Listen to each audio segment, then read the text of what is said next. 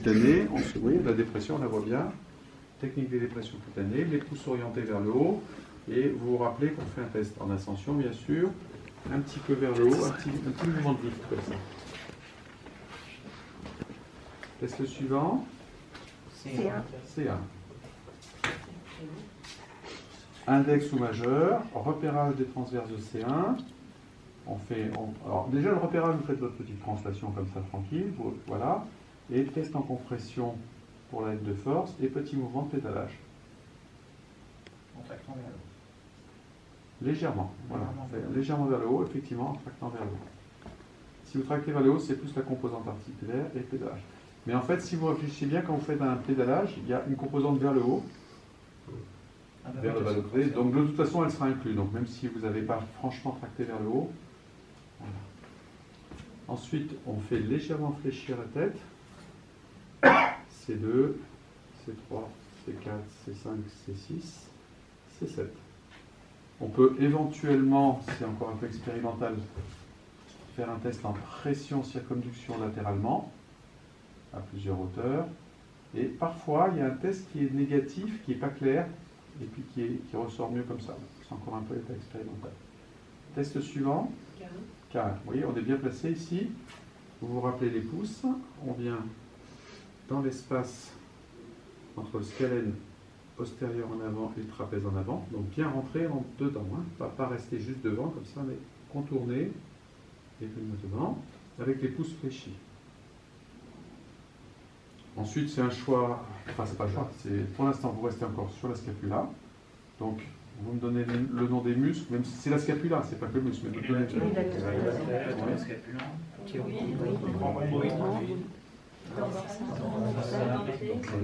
Voilà, donc chez lui par exemple ça. Petit rond. Le grand d'abord. Donc vous n'ayez pas peur de faire un abord transversal des fibres. C'est une circonduction, mais l'intérêt de travailler transversalement, c'est de bien sentir les insertions roulées, mais vous ne perdez pas le contact avec la scapula. C'est contre le bord de la scapula, il ne faut pas rester que sur le muscle. Donc 6 tests, c'est facile. Un en haut, 2 en dedans, un en bas, 2 en dehors. Ensuite, vous pouvez éventuellement rester debout, mais pour le pilier du diaphragme, il faudra impérativement être assis. Donc là, on va commencer à partir de K2. Pression vers l'avant, fléchis un tout petit peu les doigts, traction vers le dehors, circonduction. Ça va devenir un seul test, c'est pas comme il faut.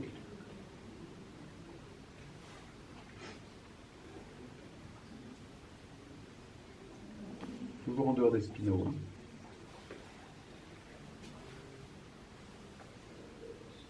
Si le compte est bon, vous êtes à 12. Voilà. Et là, vous allez glisser avec vos doigts sous le bord inférieur de 12, en restant toujours en dehors des paravertébraux.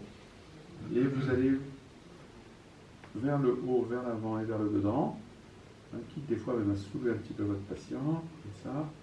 Ce mouvement-là, en direction donc des piliers du diaphragme par voie antérieure. Chaque fois, un petit coup de crayon, et le coup de crayon toujours très précis à l'endroit où vous avez testé. On reprend la colonne vertébrale au niveau de T1, T2, T3. Au fur et à mesure que vous descendez, vous verticalisez, vous orientez votre pouce de plus en plus verticalement, qui regarde vers le haut. Donc c'est à la fois épineuse et espace interépineux. Quand vous notez un blocage, voilà, d'où l'intérêt du crayon dermographique à la main, ça permet de ne pas casser votre rythme. Voilà. Alors parfois, lui par exemple, il est un petit peu, comme beaucoup de patients, il a un petit peu le dos rond, donc on ne va pas se compliquer. On va lui dire de se redresser un tout petit peu. Voilà. Et on continue. S1, S2, S3, S4. On termine par S5 et cordes sacrées. Test suivant. Ilium, merci. Ouverture. Antériorisation. Postériorisation. Si c'est postérieur, on fait une croix comme ça. Si c'est une ouverture, on va faire un trait comme ça qui bloque. Et si c'est un ligament antérieur, on fait ça. Test suivant. Voilà, très bien. C'est là qu'on introduit un diastasis. On reste sur l'ilium. On va se mettre en regard du court-bras. Pression vers le dedans et vers l'avant. On vient un petit peu plus bas et un peu plus en avant à la hauteur de S2 et un peu plus bas, un peu plus en arrière cette fois-ci à la hauteur des épines iliaques antéro-inférieures pour S3. Si ça bloque, du coup, vous voyez bien la différence, on va noter sur le côté. Donc on fera un petit trait exactement à la hauteur de la sacro-iliaque qui est en diastasis. Ensuite, on va insister sur le fait que le patient doit se redresser, ce qui n'est pas son cas. Voilà, encore un peu plus. Voilà. Et là, qu'est-ce qu'on fait? Le Sacrum articulaire. Réfléchissez sacro-iliaque. On fait l'ilium, les diastasis et le sacrum articulaire. Tout ça, c'est de la sacro-iliaque. Donc, vous pouvez avoir un diastasis, un blocage sur le sacrum, un blocage sur l'ilium. Donc, des fois, il faut vous balancer. Donc là, le sacrum, donc on se met à la hauteur de S1, pression vers le bas, un peu vers l'avant, circonduction. Là, on se met à la hauteur du long bras. Vous vous rappelez quelle hauteur c'était que vous allez reprendre? S4. Voilà. S5, c'est bien, mais c'est dommage. S4, on est plus proche. Voilà, si on a un petit blocage, on note. Voilà. On ne cherche pas à savoir si c'est postérieur, supérieur. On a le temps de voir. Hein. Voilà. Ça, c'est le test de base. Ensuite, qu'est-ce qu'on va faire comme test? Voilà, donc là on va faire 3 tests qui demandent à ce qu'on se décale. Je vais le faire un coup ici pour vous et un coup là. Donc là, vous voyez, tabouret tournant, je me décale. Je vais faire ma dure-mère spinale à partir du sacrum. Je glisse pour faire le pilote terminal. Vous n'oubliez pas qu'on fait d'abord les translations, ensuite la traction côté à l'autre. Je garde mon pouce et je vais chercher le coccyx. Voilà. Et là, on fera un petit X pour coccyx, F pour phylum, et D pour dure-mère. Là, on le note comme ça, voilà. Je montre de l'autre côté. 1, 2, et 3. Dernier test. Édition. Je soulève une fesse. N'oubliez pas, les mains sont convergentes en direction du public. Voilà. On a vite fait de se faire piéger en mettant les mains simplement comme ça. Je soulève un peu plus à gauche. Voilà. Le premier test, là, c'est quoi? On soulève. Attention, à droite et à gauche. Si ça bloque, que c'est un down slip et que vous devez le traiter, vérifier les longueurs de jambes, voilà, pour être sûr de ne pas vous faire piéger par un down slip. Et puis sinon, vers l'arrière, vers l'avant, vers le dehors, pardon, vers le dedans, ce que je fais, et vers le dehors. Voilà. Si vous avez plusieurs lésions, bah, très simplement, donc le but, encore une fois, l'idéal, c'est d'avoir 3-4 marques, hein, il ne faut pas en avoir 10, hein. Sauf patient exceptionnel, ça peut arriver, mais sinon, voilà, le plus simple, ce serait de faire ça, voilà, et puis il avait rien, en fait. S'il avait un court bras, voilà, et on dit, voilà, ça, c'est ma dominante. Si vous n'avez pas le temps de faire autre chose, vous pouvez commencer à traiter, mais au moins commencer par ça, voilà. Si vous avez le temps, bon, alors vous allez avoir, parce que c'est une consultation, vous demandez à votre patient de se coucher sur le dos. Vous vous mettez à sa droite, et là vous allez faire l'examen du thorax. Donc, on peut commencer par repérer la fourchette sonore appendicicoïde et faire un test en compression, ça permet de bien faire le thorax. Et puis ensuite, manubrium avec la deuxième sternèbre. On change à chaque fois. Si ça bloque, on note. Vous voyez, je tire toujours mon phonémographique à la main. Et on n'oublie pas de bien prendre l'appendicifoïde à 2 doigts. Vous avez des appendicifoïdes qui peuvent être très déviés, voire même un petit peu enfoncés. Donc il faut savoir aller les chercher. Pour la clavicule, le point important, c'est l'index en dedans et 2 doigts décalés. Donc pas 2 doigts, il ne faut pas prendre la clavicule comme ceci, mais comme cela. Ce doigt-là, le geste principal, c'est vers le dehors avec une traction. Les 2 doigts ici vont accompagner, ils vont aussi aller vers le dehors, mais ils vont rajouter un cintrage torsion, donc pour mettre en contrainte la clavicule. On fait l'inverse, le doigt en dedans, 2 doigts décalés sur le corps de la clavicule, et on fait traction, circonduction, pression, cintrage. Si ça bloque en articulaire, vous faites ça. Si ça bloque en infraosseux, vous faites ça. Pour les côtes, c'est toujours la main gauche qui fait la partie supérieure et la main droite qui fait la suite. La première côte est très courte, il ne faut même pas écarter les doigts pour la première côte. Vous êtes juste sous la clavicule, vous faites pression-circonduction à 2 doigts qui se touchent. Vous écartez un peu pour 2, un peu plus pour 3, un peu plus pour 4. Ligne mamelonnaire, votre main ici elle glisse, vous êtes sur la 5e sternelle avec le majeur, pression-circonduction, donc pression-circonduction avec ce petit mouvement. Vous augmentez, vous écartez un peu les doigts, toujours en restant sur la 5e sternelle, 6e cartilage costal, 7e. Ici, vous quittez le sternum, alors vous le quittez en suivant avec le doigt, vous longez, technique de dépression qui est amenée le bord inférieur du 7e cartilage costal, et vous tombez sur une petite encoche. Ça correspond au branchement. Si je devais le dessiner en exagérant un petit peu, je n'exagère presque pas, ça fait ça. Là, vous avez le branchement du 8e cartilage costal sur le 7e. J'ai fait que le bord inférieur. Hein. Si je devais tout dessiner, ça ferait ça. Voilà. Donc ce que vous faites, c'est paf, vous sentez, là vous êtes sur 8. Vous faites la même chose ici, 9 et 10. Voilà, même chose ici. 1. Donc le 1, très proche. 2, un peu plus écarté, ainsi de suite. Là, avec le majeur, la main prend le relais. 5, 6. Vous pouvez faire ça avec vos doigts, si vous n'avez pas de cercle. Ça, c'est pas mal de faire beaucoup. Au lieu d'y aller directement, vous pouvez faire ça. 6 et 7. 8, 9. Je parle un peu vite, je suis vite trompé. 5.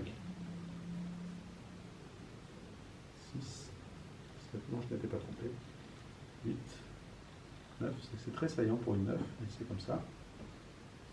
10, et si je vérifie bien, voilà, là je suis l'extrémité libre, je suis bien sur la ancienne côte. Voilà, c'est simplement que sa 9 est un peu plus saillante qu'une 9 habituelle. Voilà. S'il y avait plusieurs lésions, ben, vous faites vos balances. Voilà. Et là, qu'est-ce que vous faites à ce stade-là? L'asseoir avec les deux. Voilà. Alors ça ne sera pas toujours assis. Par exemple, si tu as une durmère, tu vas faire ça. Si tu as une C7, tu vas faire ça. Si tu as un coccyx, tu vas demander de plier les genoux, ou un sacrum durmère, ou un phylum terminal, tu vas demander de lever. Tu vas prendre ton phylum terminal, ton coccyx. Tu vas faire ça. Ça ne sera pas toujours ça, parce que ce n'est pas obligatoire, ou il faut que ça soit couché si c'est ça. L'idée, c'est de ne pas déplacer ton patient inutilement, surtout si c'est une personne âgée. Donc, on fait toujours à l'économie. Hein. Oui. Voilà. Par contre, effectivement, si c'est une vertèbre thoracique, alors si c'est une vertèbre thoracique, si vraiment ton patient ne peut pas du tout s'asseoir, ou tu sens que c'est une personne âgée, que tu ne veux pas la mobiliser, tu dis tournez-vous un petit peu, voilà, juste, et comme tu as fait ta marque, hop, tu reprends ta vertèbre. Mais le poids sur le doigt, on s'en moque. Voilà, le poids sera sur ta main, voilà. Et puis sinon, de la façon académique, mais il y a des fois, il faut que tu t'assoies tout simplement, mais en restant comme ça. Voilà, à ce moment-là, on fait. Voilà. Voilà. On peut aussi faire complètement ainsi. Toujours l'idée, c'est de mobiliser le moins possible le patient. Faites ce que vous voulez. Voilà. Et là, vous déterminez, vous avez une balance entre la dominante du thorax et la dominante vertébrale, et vous savez où commencer votre traitement. Et à partir de là, test spécifique, test analytique, et vérification ensuite des points que vous avez marqués. D'où encore une fois, l'intérêt de ne pas en avoir noté 10 ou 15. D'être sélectif, d'être présélectif, c'est-à-dire de garder les gros blocages. Je vous rappelle que si votre patient, il vous dit, je dis n'importe quoi, il a eu une zone lombaire douloureuse, ne vous obligez pas à noter. Si ce n'est pas net, vous notez rien, mais vous vous autorisez en fin de consultation, traitez d'abord les blocages principaux, et en fin de consultation, après avoir fait le viscéral et le crânien, rien ne vous empêche de mettre en procubitus, et là d'aller faire tout ce qu'on a fait sur des petites frénations. Donc ce n'est pas interdit de traiter les frénations, mais ça ne doit jamais être la priorité de votre traitement, si ça ne ressort pas dominant. Donc traitez les dominantes, et éventuellement, en symptomatique, finissez votre traitement si ça est-ce vous qu'on semble. hiérarchise les frénations? Non. Dans ce cas-là, on ne se complique pas. Si c'est les frénations, on traite tout ce qu'on peut. Non, mais c'est vrai. D'abord parce que ça serait un peu long, et puis pas très utile. Hein. Donc si j'ai 2 lombaires qui résistent, je prends la première, épineuse transverse, je traite ce que je trouve, après je prends la deuxième, je traite ce que je trouve. Pour les tests analytiques, à partir de ces on met les dorsales, on fait épineuse, transverse, oui. intertransversaire, interépineuse. Oui. Voilà. Sauf pour C1, on a vu qu'on Oui, fait sauf des pour C1. cubitus, voilà. À partir de C2, on fait comme ça, et on rajoute systématiquement, pour la colonne cervicale, l'approche antérieure, pour être sûr de ne pas manquer, mais uniquement en cas de traitement. Est-ce que tu peux juste nous montrer, bon là il n'y a pas l'air d'avoir de vertèbre, mais pour retraiter une vertèbre, Oui. tous les points. Donc soit si... Alors, donc dès qu'il y a une suspicion de lésion discale, d'irradiation sciatique et tout, procubitus, etc. Sinon, ça se traite très bien en position assise. Alors, si c'est des vertèbres thoraciques, vous le faites dans la position telle qu'il est. Si c'est des vertèbres lombaires, j'aime bien, il y a beaucoup de compression, puis vous voyez comment il se tient là. Donc, alors, si je dois tester même sa première lombaire, je lui demanderai de mettre les mains à plat et de se redresser. Voilà, de se mettre en appui sur ses mains, tranquille. Voilà. Donc là, j'ai mon niveau vertébral, L1, L2, ou L, non, pardon, T12, L1. Ça, c'est T12. Voilà. T12, L1, L2, L3, L4, L5, c'est ça, T12. Donc là, j'ai T12 à traiter. Donc là, tu pars en analytique. Non, Spécifique. Spécifique, pardon. spécifique. Vous pouvez avoir les points de blocage. Donc là, cette fois, au lieu d'avoir un test global, bien le pouce à plat, je vais être plus précis que sur l'épideuse. Donc je fais épideuse. Ensuite, je fais... Non, mais en fait, chez toi, il n'y a pas besoin de... Voilà, on va rester comme ça, tranquille. Relâche même, finalement, ça sera encore plus simple. Voilà. Donc, épideuse. J'oublie pas que mes transverses sont bien situées au-dessus. Je fais mes transverses. Alors après, on pourrait faire interépineux et intertransversal, mais je trouve que c'est encore plus facile de redescendre. Voilà. Donc là, voilà. Si j'ai une transverse, bon, c'est pas le cas, mais je montre, je la note. Et je descends tout de suite en intertransversaire. Vous voyez, comme je suis en transverse, je me mets en dessous, tout simplement. Pression vers l'avant, un peu orientée vers le dedans. Tout va bien. Et puis ensuite, le dernier test, je me mets en interépineux. Voilà, je détermine. Donc chez lui, ça sera assez simple, il n'y a que l'épideuse. Si jamais il y a 2 points, on peut toujours discuter, faire les balances. Et après, une fois que j'ai déterminé mon point de traitement, je fais mes tests analytiques. Donc l'épineuse, il y aurait quoi comme test? Oui. La rotation. Non, on ne va pas parler de rotation ni d'inclinaison. Hein. Dites-moi ce que vous faites sur l'épineuse. Au bas, Oui, à gauche, oui. en pression aussi. Et en pression, voilà, c'est ce que je voulais pas que vous oubliez. Hein. Et après, on croisait en 2, 3, 4. Ouais. Donc chez lui, c'est très simple, c'est une épineuse bloquée à gauche, ce qui correspondrait, si vous voulez, à une antériorité gauche, une rotation droite de sa vertèbre, par antériorité. La différence, ça c'est subtil, mais c'est intéressant. Encore une fois, je ne veux pas vous embrouiller, hein. C'est pas le but, là on fait de la révision. Si vous avez une épineuse bloquée à gauche, c'est bien sûr une rotation droite, sauf si vous aviez une transverse postérieure, ça serait une torsion. Voilà. Et si vous avez une postériorité transverse à droite, c'est aussi une rotation droite. Donc la différence, c'est que là, on est sur une postériorité, une rotation, pardon, oui c'est ça, une rotation droite par postériorité. Et là, comme c'est l'épineuse qui part comme ça, c'est une rotation droite toujours par antériorité. Oui, ils sont à gauche. Et Voilà. on tourne à droite. Donc quand vous traitez par l'épineuse, vous dérotez votre vertèbre en ramenant l'antériorité. Par contre, quand vous traitez la même rotation en traitant la transverse, vous dérotez toujours, mais cette fois-ci en tapant sur la postériorité. Et c'est pas la même chose. Donc parfois vous aurez des rotations qui seront bloquées, il faudra agir par le levier de l'épineuse. Et donc, en général, c'est les antériorités. Voilà. Et dans d'autres cas, vous aurez la même rotation, mais il faudra agir sur la transverse. Dans ce cas-là, c'est une postériorité. Dans ce cas-là, ton point d'appel au test sera sur la transverse. Oui. Si c'est une postériorité, j'aurai ça. Et si c'est une antériorité, j'aurai ça. Et en cas de torsion, justement, s'il y a vers la transverse. Alors, si en torsion, j'aurai le paradoxe d'avoir une transverse bloquée ici, et non pas de ce côté-là. Et dans ce cas-là, j'aurai une épineuse bloquée à gauche et une transverse postérieure du même côté. Voilà. Et au niveau du traitement? Alors, au niveau du traitement, s'il n'y a qu'un point, je le traite directement, comme ceci. Voilà, je me positionne, je traite mon épineuse ou ma transverse seule. Et si jamais j'ai une postériorité du même côté, je vais me mettre comme ceci et sur l'épineuse. Et je vais faire un traitement en couple. Là, comme si je voulais détordre. Voilà, ben, là, je fais mon recol vers l'avant. Ah oui, vers l'avant et... Voilà, et là je le fais vers la droite. Ah oui. sachant qu'on les hiérarchise pas ces deux-là. Elles sont les mêmes côtés, donc il faut les traiter en même temps. Il y aura une hiérarchisation qui va se faire automatiquement, c'est-à-dire que quand tu vas décider de les traiter en couple, en traitement combiné parce qu'elles sont contradictoires, tu vas faire ça, et au moment où tu vas le faire, tu vas sentir sous ton doigt qu'il y a un point qui résiste plus que l'autre. Tu feras quand même un recall à deux mains, mais avec un peu plus d'insistance, soit sur la postérité, soit pour la... Ça se fait instinctivement. Ça se fait instinctivement, parce que la balance s'opère à partir du moment où tu as un double contact.